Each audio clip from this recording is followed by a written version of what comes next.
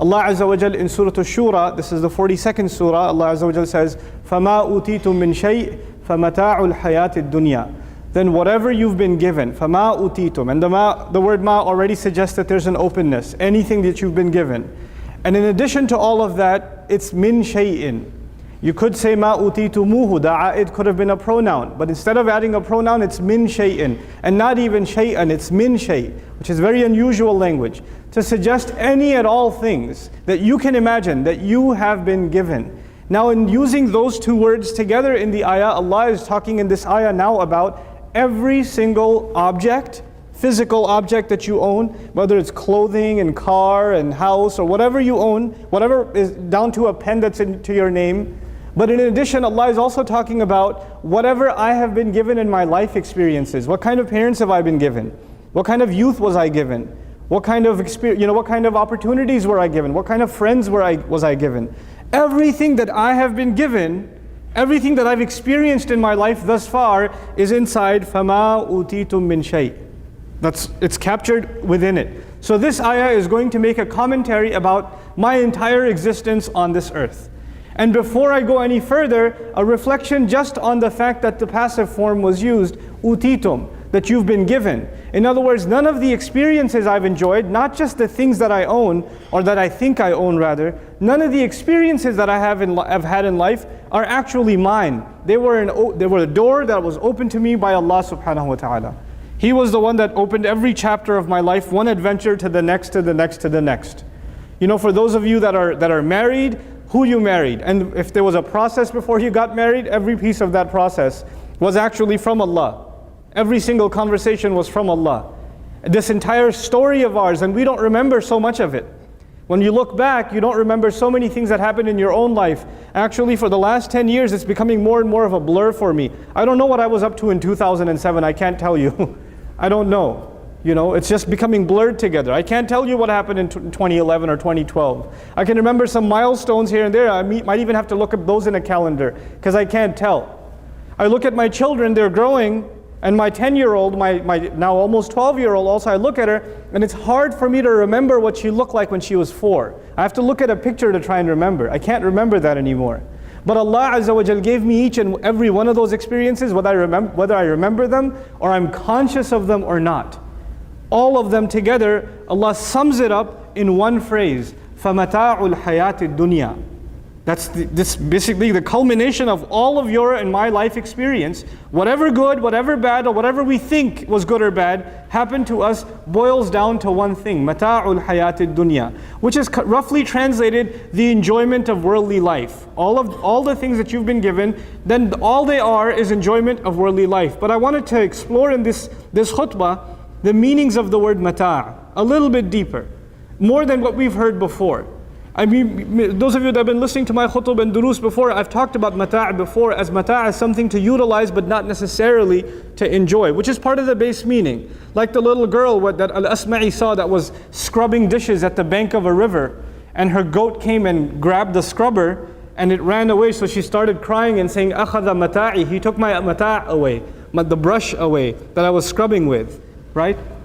So from it he derived that mata' must amount to things like a spoon or a fork or a shovel or something that you use but you don't necessarily enjoy. Nobody grabs a spoon and says, check this out, check what I got. Nobody does that. Nobody shows off their spoons and forks and shovels unless they're in the industry or something. But typically you don't do that. So it's something you use but you don't necessarily enjoy. But I decided to do شيء ينتفع به. So a mata' is actually something that can be benefited from.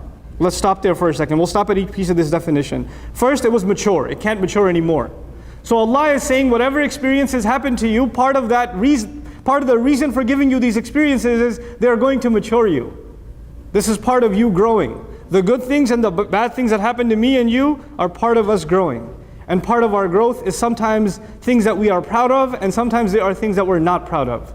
Things that we've done, we look back and we say, we're glad we did those things. And there are things we look back and we say, I wish I never did those things. But actually, that was part of your mata'. It was part of your growth and maturation process. Even that regret that you feel looking back, that regret is a gift from Allah. That regret alone might save you. That might be the reason for you and me to enter Jannah, is just that regret over what happened in the past. I'm reminded in Surah Al-Kahf of the gardener who at the end of his tragic experience of losing his beautiful garden says, Ya laytani lam ushrik bi rabbi ahada. He has regret. I wish I never did shirk. Look at what's happened to me. But actually that regret is a happy ending to that story, because at least now he's turned back to Allah, he's changed his ways. So now the first thing, everything in life is there to mature. Second, ma yuntafa'u bihi, what can be benefited from. I mean, think about this definition of mata'. Every experience in life is something you can benefit from. Allah chose this word for a reason. There was some good in it for you. You may not be able to see it. You may not be able to recognize it at face value, and I may not be able to see it. It may be frustrating at that very moment. It may be something like the first response would, why would this be happening to me? And Allah's way of responding to us is that Allah is saying it's something you could have benefited from. يُنْتَفَعُ بِهِ. Then وَيُتَبَلَّغْ وَيُتَزَوَّدْ, and it can be put to use. It can be put to use. يُتَزَوَّدُ بِهِ. Now Allah is saying every single object that we own, every last bit of our possessions, and every single experience is actually supposed to be utilized. Adversity and good times all together are supposed to be put to use. They are part of something greater. Meaning this life, the things that we are given, they are given to be put to use. And you go back to the original meaning of mata'. What happens to wine? Not by Muslims, but by non-Muslims. What happens to mata' or to alcohol or to wine when it matures? It gets drunk. What happens to the rope when it gets twisted? It gets used. When your life is full of mata', now it's time for you yourself to put yourself to use. Looking back, for a lot of people, they look back in their life and their past experiences and their failures and their tragedies, they debilitate them and they're not able to do anything in their future. And for people who understand what mata' is, what this world is for, they look at their past experiences and they make them stronger. That Allah put me through that must mean I'm stronger than this, and maybe I can help a million other people help them go through these experiences and see them in the way that they're supposed to see them. This would be looking at one's own experiences as mata'. Now, going a little further, وَالْفَنَاءُ يَأْتِي عَلَيْهِ. Part of the definition of mata' is something that will come to end, will not last. Part of its definition. It cannot be used forever. Even that scrubber will break eventually. It won't scrub as good as it used to. Even that rope will eventually snap. Even that wine will eventually be no good. So every single thing that we possess is not there forever. We are now in a senior living and in a facility where people that have a difficult time taking care of themselves are being taken care of. And here we are, the average age among our students and the faculty that's here, we're younger people. There's a young audience in the Jumu'ah today. And we feel like we have some things that they don't have. You might feel like as you walk by someone who's in their 90s, and someone who's on a cane or somebody who can't even take 2 steps by themselves, and you might look at that and say, SubhanAllah, I feel bad for these people. But you know what? Either we're going to be in the ground or we're going to be one of those people. We're going to be in that state one day. And if you ask them, look back at what you had in life, they'll say it felt like a day, or felt like the blink of an eye, lamhul basar. That's all it felt like. And if you look at your life right now, from the time you guys came, some of you who came to Texas to now, what does it feel like? It feels like a minute. It feels like nothing. First time I saw Brother Robert a few months ago, when I came to see him, feels like I just came here like yesterday. The time passes by so quickly, subhanallah. So we have to be conscious of the fact that time is leaving us. This mata' is not staying. Your entire life is passing you by. And the only thing that at the end of it that we can put it to use for is the akhirah. So Allah says, وَمَا عِنْدَ اللَّهِ خَيْرٌ وَأَبْقَى. In the few minutes that I have left with you, because I don't want to make this a long khutbah, the few minutes that I have left with you, what I want to share with you is, in this life, sometimes we make a plan for like the next 10 years. Or 5 years. This is what I want to accomplish. This is how much Quran I want to memorize. This is how much I'd like to be able to make in terms of money. This is when I would like to get married. We set goals for ourselves and we strive towards those goals, and there's nothing wrong with that. But I tell you, if you internalize this ayah, you learn to put those plans in one compartment in your head, and in the other compartment you realize that all of that means nothing if I'm not building my akhirah. All of those plans are worthless. They are meaningless. They are not any kind of accomplishment at all if this is not building me towards Allah, if it's not taking me closer, if it's not making me a slave of Allah. There are people's perceptions of us, and then there's the reality. People's perception, our own perception, and then reality. People's perception may be you're successful. People's perception may be you're knowledgeable. People's perception may be you've accomplished something. And the opposite is true too. People's perception might be you're worth nothing. But you know what? People's perception at the end of the day means nothing. It really means, it stands to benefit you nothing before Allah. It will not add to your deeds, it won't take away from them. People's criticisms will not take away from you, and people's praise will not add to you. It will not. And at the end of the day, when people get praise and criticism from others all the time, you know what starts happening? They start getting affected by it. So they start seeing themselves in light of how other people see them. So their image of themselves becomes polluted because they're not seeing themselves for who they really are. They're seeing themselves in light of other people's words. That's a human phenomenon.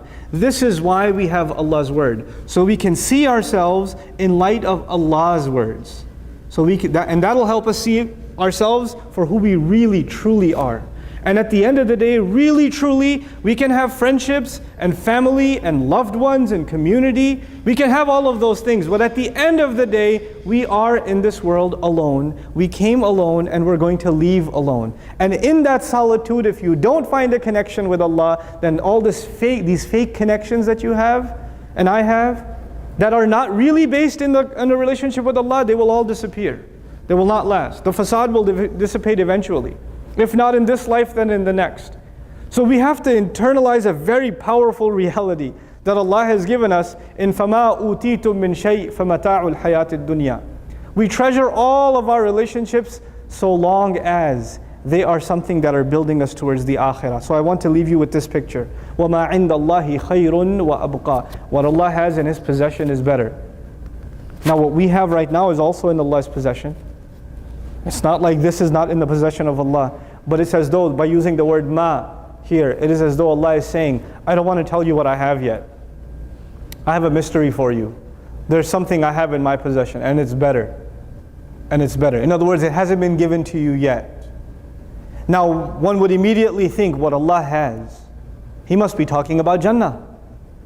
But as a matter of fact, because He opened the door by saying ma indallah, not wal jannatu khayrun wa abqa, He said ma indallahi khayrun wa abqa. Whatever Allah has. Whatever Allah has. And what Allah has, some of which He gave to you now, not just in terms of dunya, but He also gave you in terms of that road to Jannah. That road itself is better. The revelation of Allah is better than everything else you've been given. The word of Allah is better, because that word of Allah, if you and I can live by it, it'll get us somewhere far better. And so in this ayah there are two comparisons. These are my last reminders for myself and you. Two comparisons that we constantly have to make if we are going to survive this world and not be taken in by the perceptions that are actually not real. The perceptions of people or the false self-image that we might develop. What is that? What is that reality check? وَمَا عِنْدَ اللَّهِ خَيْرٌ وَأَبْقَى لِلَّذِينَ آمَنُوا. Whatever Allah has is number one, better. Number two, lasts longer. Longer lasting, as far as those who really have Iman are concerned. So now every experience in life, I compare to something else that Allah has, and what Allah has must be better. What Allah has must be better. This is a small reminder. You go into the store to buy yourself some new clothes. The moment you grab this thing and you're putting it on the cash register, just to at that moment think, وَمَا عِنْدَ اللَّهِ خَيْرٌ وَأَبْقَى لِلَّذِينَ آمَنُوا. What Allah has, the clothing Allah will give me, is better. Whatever is acceptable with Allah in Jannah for me is better for those who believe. Then of course this is not just for the believer in terms of the things that are halal. We're about to eat some good food. You enjoy the good food. If you can tell yourself right as you're eating, وَمَا عِنْدَ اللَّهِ خَيْرٌ وَأَبْقَى لِلَّذِينَ آمَنُوا. You don't become, the akhirah doesn't just become some cliche thing you bring up. Or you only bring it up when somebody's going through trouble. No, inshallah Allah will give you in the akhirah. Not only that, it becomes a part of your life. The akhirah becomes something you think about all the time. Because Allah didn't just describe it as something that is there in the heavens, He described it as something that is with Allah. Now what does inda mean? Inda suggests closeness. So Jannah is the acquisition of Jannah necessarily means closeness to Allah. So what Allah is offering is in this ayah also closeness to Him. وَعَلَىٰ رَبِّهِمْ يَتَوَكَّلُونَ. They place their trust in Allah. I tell you, if you develop, and I develop this attitude, then worldly possessions and worldly gain and worldly loss will become easy to deal with. It becomes easy to deal with. Relationships become easy. Because if you realize this, what Allah has is better, then the next time you get into a quarrel, some kind of tension between you and a friend, you and a family member, your pride gets in the way of fixing those tensions, but when you realize what Allah has is better. And this world is going to go before I know it. Before I know it, this will mean nothing. There are people that have ruined relationships for years because their pride gets in the way of apologizing. They can't get themselves to say sorry. No, I'm not going to say sorry. It's the other one's fault. Why should I say sorry? And they're going to take that to their grave. They didn't have much time here. And by the way, when we're standing in front of Allah, the pride's going to be gone. You and your brother that you were angry with are both standing in front of Allah, and you're both begging Allah for mercy. And had you forgiven each other, you could have both earned Jannah just by the act of forgiveness. When you put it in perspective, is your pride really that much worth it? Is your anger really that heavy that you couldn't earn yourself what Allah was offering you? Things, when they're put in this perspective, life becomes easy to deal with. You know how we learned the expression كَبِّرْهَا تَكْبُرْ صَغِّرْهَا تَصْغُرْ? Make something big, it becomes a big deal. Make something small, it becomes a small thing. Well, you know what? This ayah is about making akhirah big and making dunya small. That's all it's about. We're going to go through life, we're going to have careers, we're going to have educational accomplishments, we're going to have challenges. All of those things are going to be there. But you know what? These are all temporary. These are all temporary. One day will come and there will be a congregation and they're going to make salah and they're going to make an announcement that there's a janazah, and it's going to be mine and it's going to be yours. It's going to happen. And people are going to pray over us, and then we're going to be gone. And it's sooner rather than later. Quite a bit of our life has already passed us by. So it's not like we're getting further away from that day. We're only getting closer. So the sooner we internalize that what Allah has is better, because we're heading towards it anyway, we're just doing ourselves a favor. If we can just learn to utilize our time the right way. And like I said, we make 10-year plans and 15-year plans and we don't think about the akhirah. Then how do you think about the akhirah? How do you practically plan for the akhirah? You don't make a 10-year plan. You don't make a 15-year plan for the akhirah. You make a daily plan. It's not about making long-term goals. It's about how did you spend today? What are you going to do afterwards? How are you going to spend tomorrow? When are you going to wake up? What are you going to do with your free time? When are you going to erase those useless games off your phone? When are you going to stop watching so much TV? When are you going to stop? When are you going to stop wasting time, just chatting away or trolling? When are you going to stop? When are you going to hold yourself to a higher standard, if not today? If you don't make your change in your day, how you go to sleep, how you wake up, how you go to sleep, what you say and what you do, especially how you spend what you think is free time, because it's not free. You're not paying for it now. You and I will be paying for it with Allah. We will be paying for it. There is a price. We may not realize we're going to be paying for it, but it's on record. You know how people feel relaxed when they're off the clock, when they punch out of the office? Well, we're constantly on the clock with these angels. They don't take a break. And when they do, they put the other alternatives on shift. So that plan has to be made for our day. Our day. And inshallah ta'ala, Friday is a great day to start new habits. Friday is a great day for introspection. We take extra time out for ibadah anyway. We take extra time out to get ready to meet Allah anyway on this day. Allah already enables us to become spiritually more powerful, more strengthened this day than other days. So why not make some serious commitments to yourself? This is not for you to share with anyone else. This is just you and yourself. You're your worst critic when it comes to this. And you and I have to decide how we are going to live our lives differently, because wallahi, the moment we start saying that I'm doing pretty good, I actually don't have nothing, I have nothing to change in my life, I'm set. That delusion, it must be that so many other people have given you that false sense of delusion. They've blinded you for so long, they've poured so much dust in your eyes, now you can't even see who you are for yourself. I pray that Allah Azza wa Jal does not make us of those that are blinded to their own reality. I pray that Allah Azza wa Jal constantly makes the book of Allah a mirror through which we can see the truth of who we are.